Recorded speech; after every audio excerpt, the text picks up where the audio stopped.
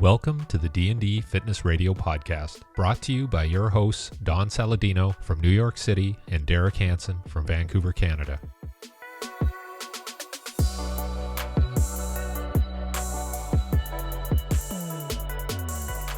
Oh, it's been amazing. And Dr. Rebecca, I just really want to thank you for all of your help with our challengers. And I sent you that message about Erica Chow the other day. I'm allowed to, thank you.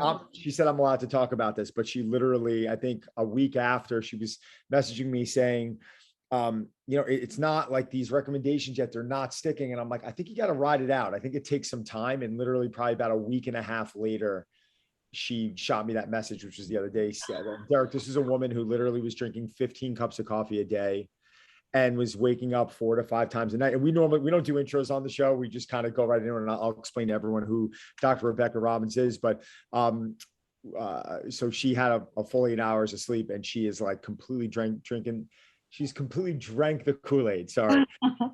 Well, I'm so happy to hear that. And kudos to you for encouraging her to stick with it, because the really beautiful thing about sleep is these small changes make a huge difference. But if you're trying to get over the hump of something, a barrier that or a difficulty that you've had, unfortunately, when it comes to sleep, I mean, I'm sure the same is true in your, world of exercise and nutrition, where we just get in ruts, and it's sometimes hard to get out of them. But the good news with sleep is the behavioral stuff really works. And sometimes we're inclined to just say, this is how it is for me. I'm just tired all the time, and I'm resigned to that for my life. And it's just so exciting when people can get, find the path forward.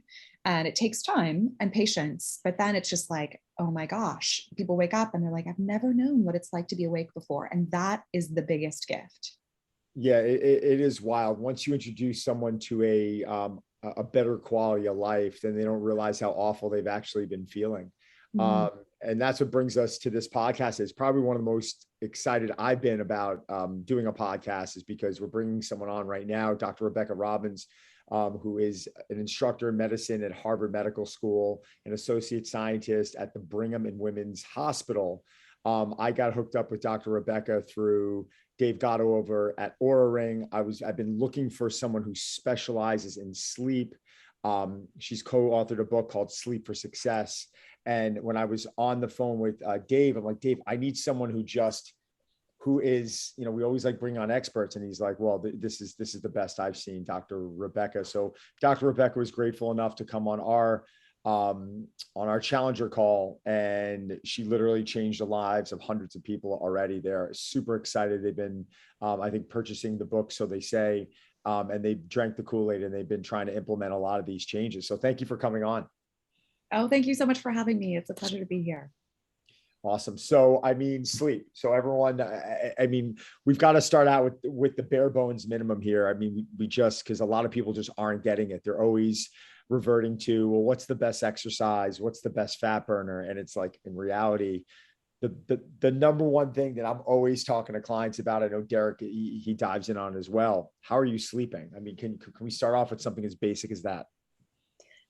I really commend that. Well, I love that question, right? And I know that you've told me, Don, that you often start out your coaching sessions with that. And the cool thing about my line of work is that opens up a whole can of worms and it gets oftentimes really right to some of the important issues that people are facing in their life. And I do like to joke that sleep is kind of a gateway drug to other health behaviors, because if you can get sleep right, you wake up and you're well rested, you're more likely to eat well, to exercise well. And so other ththings fall in line when you can kind of kickstart with sleep. But the vast majority of us aren't doing that. We're not, as a society, paying as anywhere close to enough attention to sleep. Although that's starting to change now with the advent of sleep trackers, or Oura Ring. You mentioned one, and in full disclosure, I am their sleep expert. But that's one example. This kind of huge interest in tracking your sleep is a wonderful indicator that there is increasingly more attention to sleep, because it's in many ways the last frontier, or the next frontier, I hope. Maybe my bias as a sleep scientist, but we know a lot as a kind of society about exercise and a lot about nutrition. I think there's always more to learn, but sleep is this area where it's kind of what our parents told us growing up is kind of our understanding about sleep.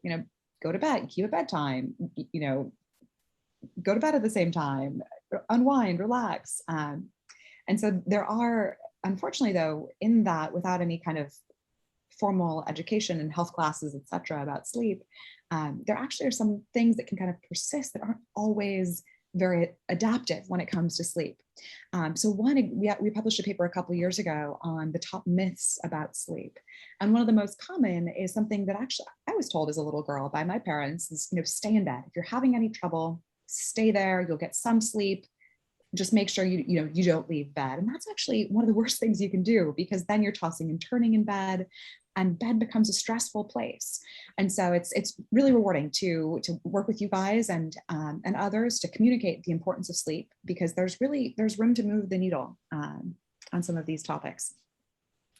Yeah. And do you think, Rebecca, that the simple stuff that you were talking about, like go to bed early, your parents told you, probably worked a lot better? Because now, I read an article on coffee, and they're talking about how coffee revolutionized things in terms of making people more productive.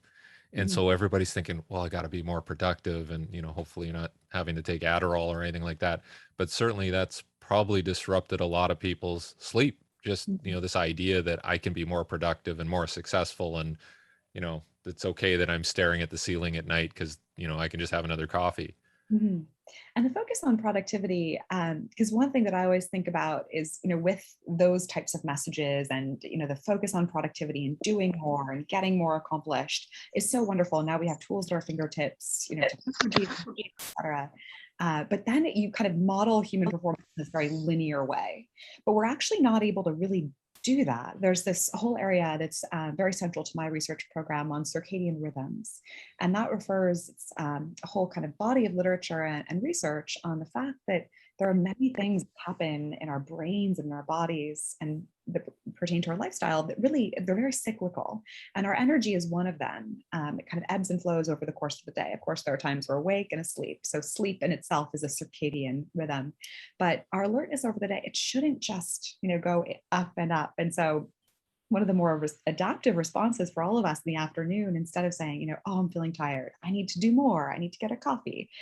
Another option would, of course, be to take a power nap or close your eyes and do a little bit of meditation, which does actually offer some restorative benefits that are proximal to sleep, not quite sleep, but pretty close if you get good at meditation. And so that kind of idea of cyclical kind of patterns of alertness, I think a lot of good to pull back from that focus on always doing more and achieving more and go, go, go, up, up, up. So you were just talking about one of the biggest misconceptions in sleep is sleeping in. Now, I went to a Guns N' Roses concert last night. It was definitely a bucket list for me. That's it was amazing. It was amazing. And we were out late and, all good, but definitely got to bed a bit later. What is the thought process here? If I have the opportunity to sleep in, do I sleep in, or should I be getting up at that same time every morning? What's your thought on that? Question. Now, in the COVID-19 pandemic, finally, things have opened over the summer, which is, in some cases, been great. And Yep. And so we're kind of now, this is a topic for us for the year and a half when we were all on lockdown. Interestingly, we were all kind of as a society doing less, staying up late and having these blips in our weekly calendar where Friday or Saturday night, the sleep schedule changes. And we actually have a term for this in the sleep field. We refer to that kind of tendency to stay out late, often for social reasons, and sleep in. Extremely common. And often we're like, oh, I can't wait to sleep in. But it is unfortunately one of the worst things that we can do, because what you're doing, believe it or not, if you extend your wake up time by an hour or more than an hour, hour and a half or two, what you're actually doing is you're sending a signal to your brain that you have hopped in an airplane and you've flown to a new time zone. And so your body is trying to adapt to that new time zone. So come the next night, and I'm sure, you all, I've certainly been there, and perhaps the listeners, where you stay out late Saturday night and then Sunday night, you try to get back in bed and back on your schedule for your Monday morning works, routine, and you struggle. You have some insomnia on Sunday night. We've all been there. It's the worst. And it's because of this process that we refer to as social jet lag. because we're often staying up for social reasons, Guns N' Roses, which sounds incredible, dinners with friends. So these things, of course, are wonderful and important every now and then. Being mindful of, how far, so of course, a concert, you can't be like, oh, thanks, Guns N' Roses, I'm going to catch one song and then I'm going to stick to my bedtime routine. Of course, you want to see the whole concert. So take nights like that in stride. The most important thing, and this is going to be rough, but the next day, enjoy it, have fun, but the next morning, wake up as close to your normal time as possible. And that seems antithetical to what I should be recommending, right? As a sleep scientist, you should get enough sleep. But because of the circadian rhythm, it's this very well-oiled machine. It's very hard for us human beings to shift significantly our sleep schedules from one day to the next. So consistency is key in getting back on your sleep routine as soon as possible when one of these nights comes up. So set that alarm clock, get out of bed, get out into the natural light. Ideally, maybe go for a workout, go for a run, a walk, get that natural sunlight. And then come the afternoon, you're probably going to be exhausted. So a nap would be a really good idea. Instead of reaching for coffee, a 20-minute or a 30-minute nap would be fantastic if you're feeling tired. And then try to get back onto your normal routine as fast as possible the next night. And you're going to be so tired because you didn't get enough sleep the last night that you're going to hit the pillow hard that following night. Right. So you want that 30, are you saying it's within a 30-minute window, or are you like specific, like if you're going to get up at 5:45 every morning, get up at 5:45. If you have a late night, you can maybe stretch it to 6:15. How precise do you think it is to, how necessary? 1 hour is what we generally recommend. So if 5:30 is your normal wake up call, or there's some shift workers in the hospital that have really early morning wake up calls, and they're like, really, I'm supposed to be getting up at 4 o'clock, or what have you every day. We see 1 hour is really the safe zone. Barring those extremes of shift workers who are really on, drastically different schedules, often, unfortunately, during the course of the week. Barring that type of situation, if it's, if you're 5:30 wake up and on Saturday and Sunday, if you can go to 6:30, that's not a problem. Much longer than that is where we see some of these adverse implications from the standpoint of the next night's sleep. Awesome. Dave? Yeah, you'd mentioned jet lag and as a more of a social thing, but as far as working with people who have to travel a lot, do you have some recommendations about how they can mitigate it? I know I've been watching the Olympics, and I had flown to Tokyo a couple of years ago, and going there I'm in Vancouver, so going there heading west, I had no problem. Coming back, I was devastated, and I didn't really know. I mean, do I just sleep that off? But I just felt horrible. Do you have any recommendations? Where are you based, Eric? Vancouver, BC. Okay. So it's always harder to go when you go, west, it's easy. You can adjust, and you're waking up early, and you're, jiving with your, where you are, and it's wonderful. As soon as you go back home from that westbound travel, it's always challenging. And then conversely, if we travel east, so if you fly to London from New York, it's always easier to come back, but harder to get there. So, and this really has to do with the kind of internal biological clock. And so the kind of, you get extra hours when you fly west, right? As opposed to losing hours if you fly to the east, but then you get those back when you come back west. And so those forward movements are always a little bit easier for us. The same logic applies with time change. So in the fall back is always easier for us, of course, than spring forward. But as it relates to travel in particular, and jet lag, because we have all the amazing abilities of air travel, and we can get to a new time zone in a relatively limited amount of time, because of the ability to rapidly move across time zones. That is why we have jet lag. When we had boats that we use, hundreds of years ago, or 100 years ago, before the advent of planes, and we were able to, or we took longer to travel, we evolved as we traveled. And so there was no such thing as jet lag until, of course, we were able to move quickly. So ways to overcome jet lag. Unfortunately, there's no cure, but some of the things that do work really well are, especially if it's a big jump, 4 or 5 hours, and you're going to be at your destination, need to be on right away, athletics, business, etc. You might start preparing in the week leading up to your trip. And so say you live in New York and you're traveling to London, you want to be adding 15 minutes of sleep. So going to bed a little bit earlier each night in the week leading up to that trip, that can help you adjust a little bit better. Avoid red eyes whenever possible. That's my second travel tip. I know it's so lovely to think, I'll sleep on the plane, it's perfect, but you have a glass of wine, you're, not eating good food on the plane, and then coupled with the snoring person in aisle 3 and kids running up and down the aisle, it's often not good sleep that we're able to get on the plane, if any at all. So when possible, do avoid the red eye and try to arrive in your destination as soon as you arrive. My third suggestion for jet lag is to get outside into your new environment as much as possible over your trip. So, hit the gym, but maybe try to do your run as a warm up outside, around your hotel. Little things like that can get you the natural sunlight, because sunlight is one of the most important parts of a healthy sleep routine.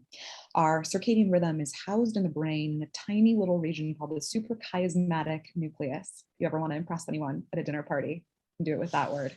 And it's this tiny little region of the brain. It's located right behind the eyeball. And when we go outside into our natural environment, we get sunlight exposure, and that actually kickstarts the awake phase of our rhythm. And that natural light, believe it or not, has the same alerting effect as caffeine or an energy drink without the jitters. So by going outside, we're able to kind of work with that natural alerting mechanism of the sunlight triggering this region of the brain. And then conversely, we need darkness, the absence of light, for melatonin to secrete in the brain and for us to become tired close to our bedtime. So those are some 3 strategies for traveling and realizing that it's not going to be perfect. So if you do toss and turn, make sure to get out of bed, just like we talked about earlier. Try never to toss and turn if you can help it in bed. Get out of bed, do some meditation, mindfulness in an armchair, or read a couple pages in a book would be a great thing to do if you're experiencing some insomnia-like symptoms while you're traveling or in a new time zone, and then come back to bed when you're tired.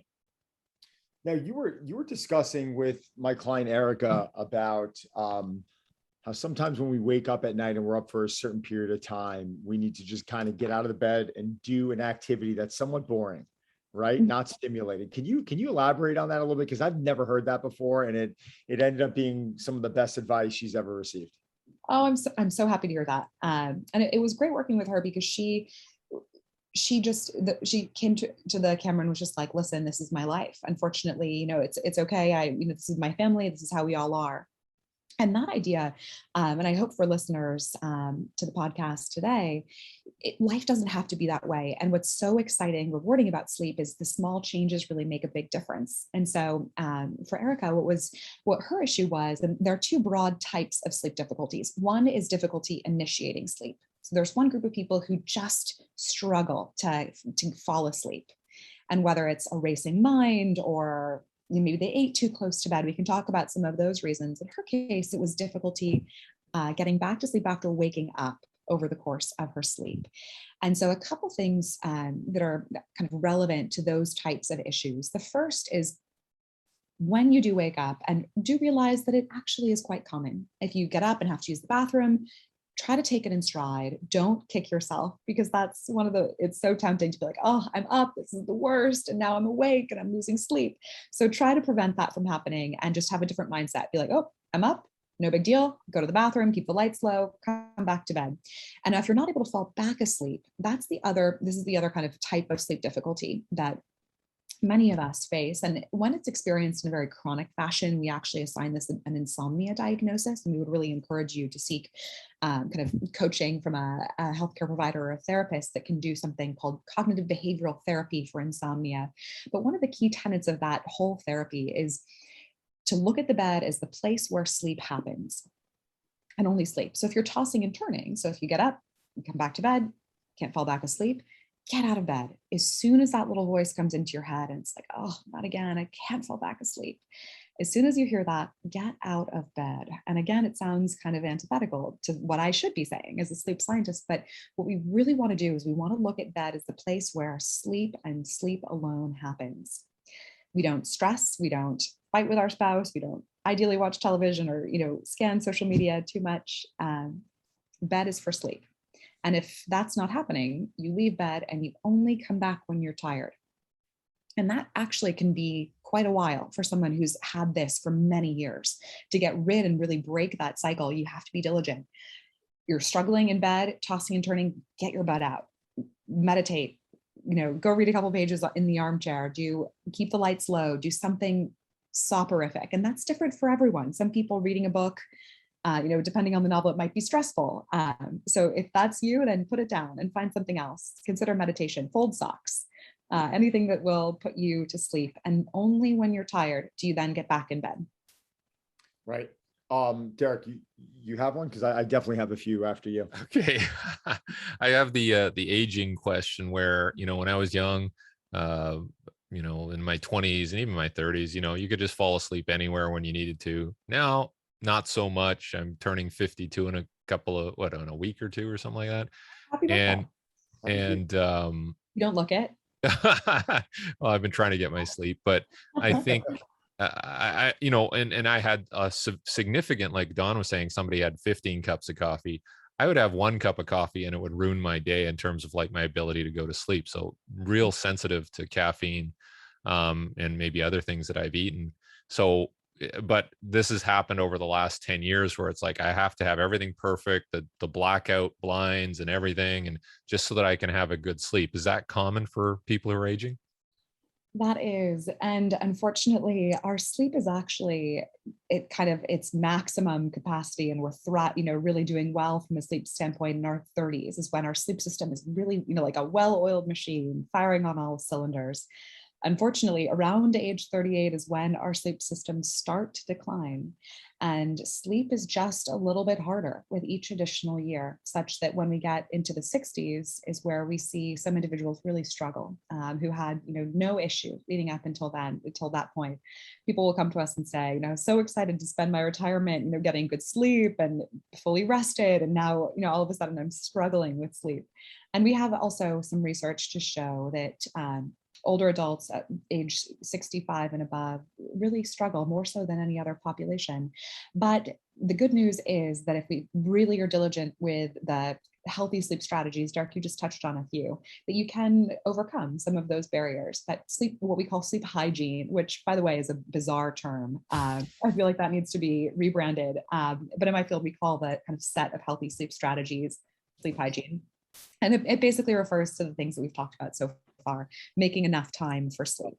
Adults need between 7 and 9 hours.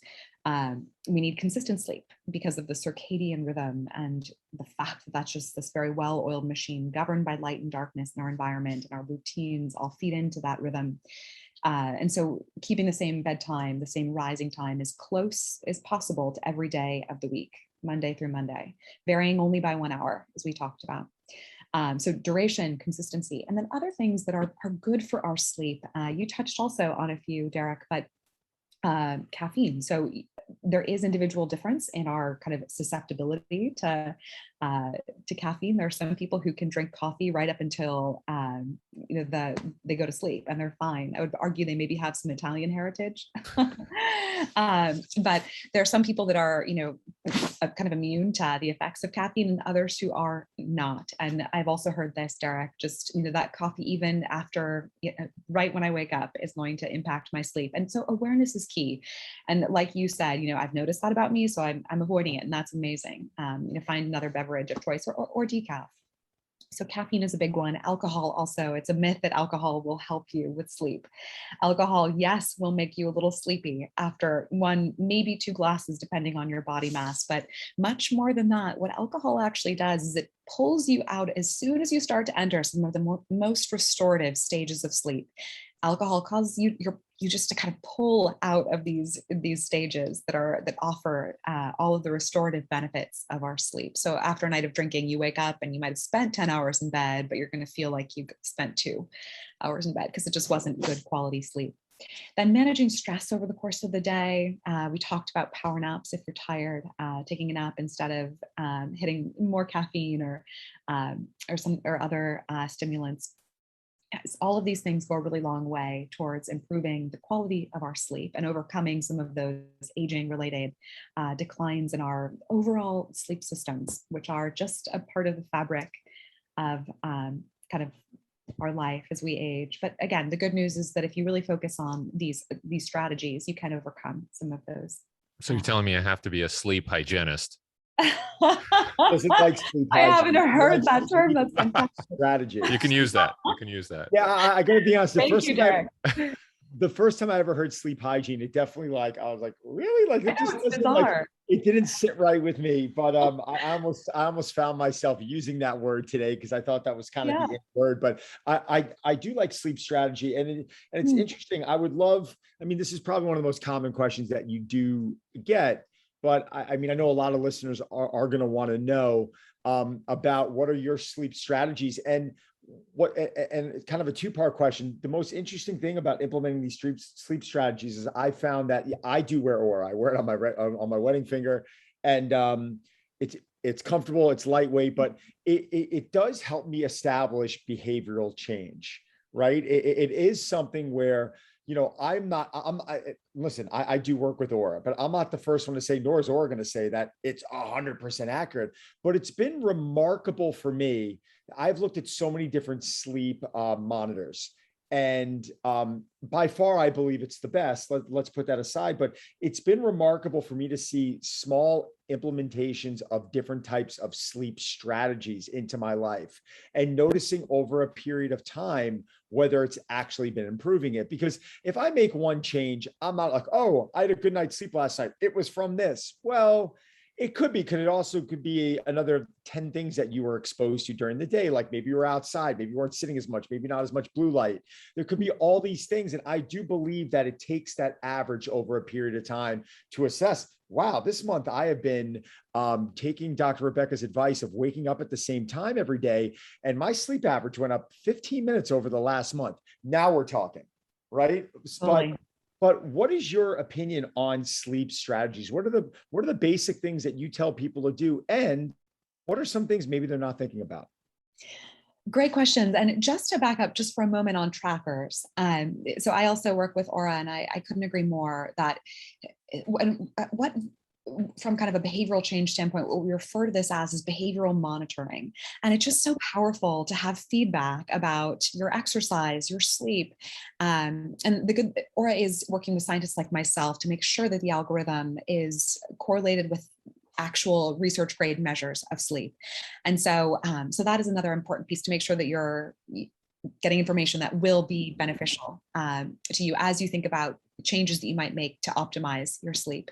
And then you can use yourself as a little, conduct little mini experiments. What if I go without caffeine? What will my sleep look that night?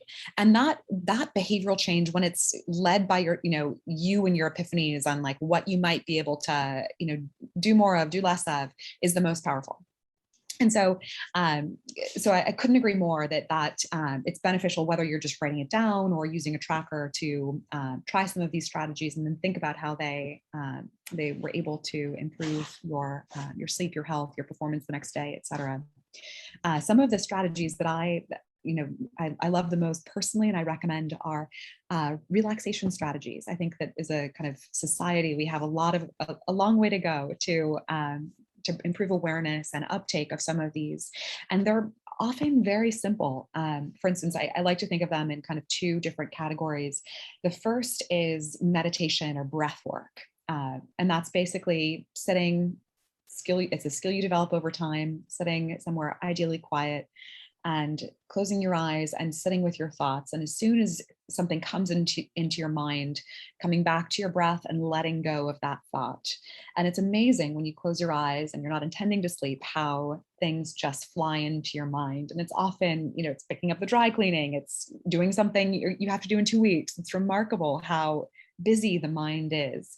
And so this whole set of strategies has to do with acknowledging that busyness of the mind and then just coming back to the breath and finding peace in the moment. And that, if you think about it, is what we do before sleep. And so it's almost like training for your ability to fall asleep, the exercise of meditation. So I'm a big proponent personally, and there's just a huge literature on this as well that shows not only from a sleep standpoint that it's beneficial, but from so many other aspects of our life.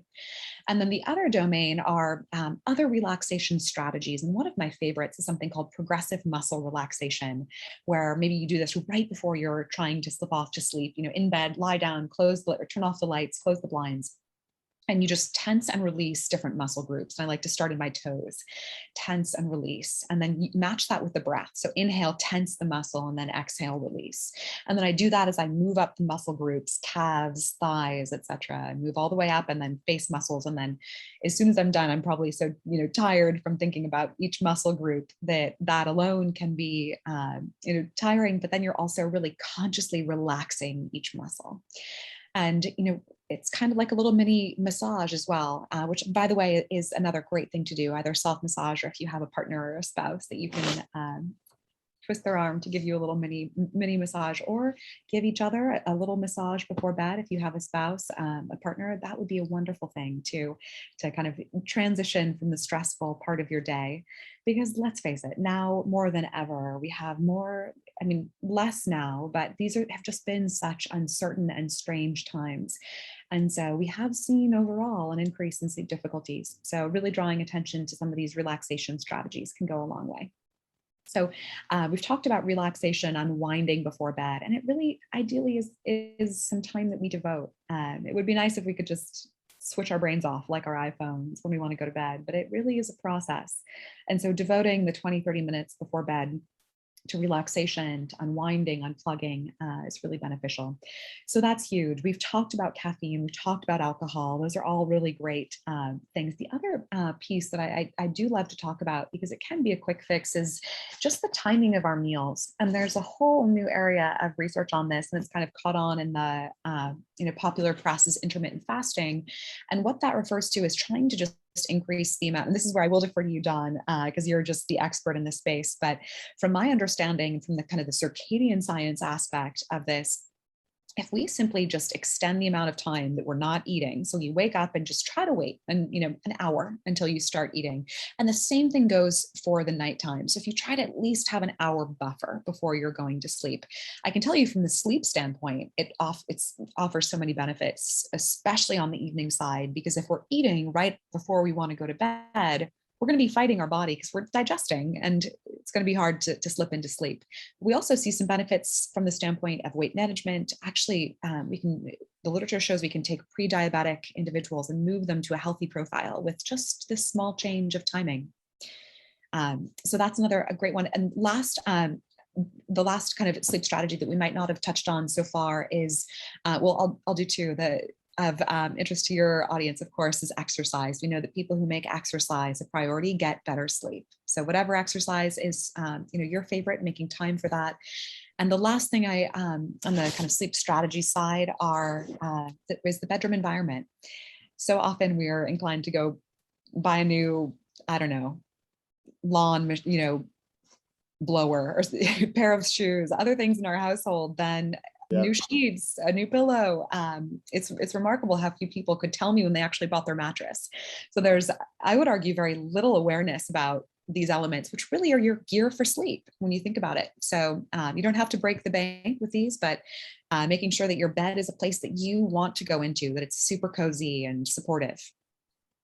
100%. Well, I think we got time for one more question. I wanted to throw it at Derek, because I know he had you gave us a whole bunch of good strategies here, and I assume your take is that, or your recommendation is that, like, exhaust all of these strategies, because I know a lot of people say, like, well, can I take something to help me sleep? Can I, whether it's melatonin, whether it's valerian, whether it's zinc magnesium compounds, right? Do you get that a lot? Like, what can I take? Oh, yes, all the time. And by the way, the shelves are ripe with all of, of drugstores, of grocery stores now. I went to a grocery store recently, and there's a whole section on sleep, huge.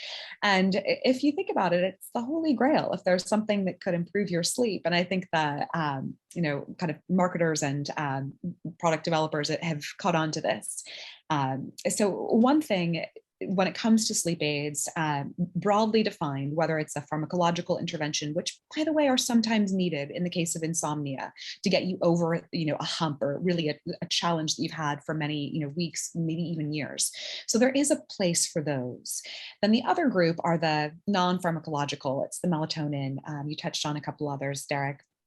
Generally, what we see is that these aids are good in the short term if you, again, have an issue that you're trying to overcome. But what we really want to move you towards are the behavioral tips and strategies that we talked about.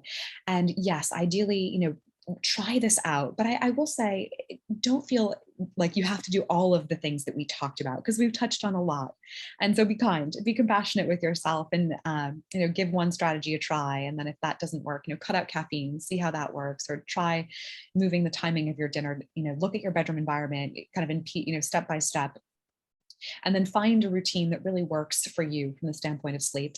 But I will say, if it's not broken, don't fix it. I also really want to make that point, because some people tell me, generally we're not going to recommend people to watch TV before bed. But if you're doing that and that works for you, and you love falling asleep to Seinfeld or, Friends episodes, and you have it on the timer and it'll stop after you've been asleep for 15 minutes, don't worry, carry on. So I think one of the risks that we can run is kind of stressing people out with all of our tips and strategies. But the good news is, 9 times out of 10, the behavioral stuff can really, really make a difference and be enough. Awesome. Well, listen, Dr. Rebecca, we could have sat on with you for a few hours. I mean, this is fantastic. Can you just let all of our listeners know where they can find you, social media, where they can find your book, et cetera? Oh, well, my book is called Sleep for Success. It's guaranteed to put you right to sleep. So 2 pages is our joke. We'll put you right out. But I would be delighted if anyone has any questions. I'm Dr. Rebecca Robbins on Instagram and Rebecca S. Robbins on Twitter. I'd love to be in touch with you there. I post a lot about my research and really hope to continue this journey and help more people with better sleep. So thank you so much for having me. I really enjoyed the conversation. It was our pleasure, and definitely one of my favorite Instagram accounts. I've been reposting more stuff on my stories by you lately. So thank you so much for what you're doing. And we're looking forward to connecting again. Looking forward as well. Sleep well. Thanks, Thank you. guys. Thank you very much. Thanks, Steve. Bye.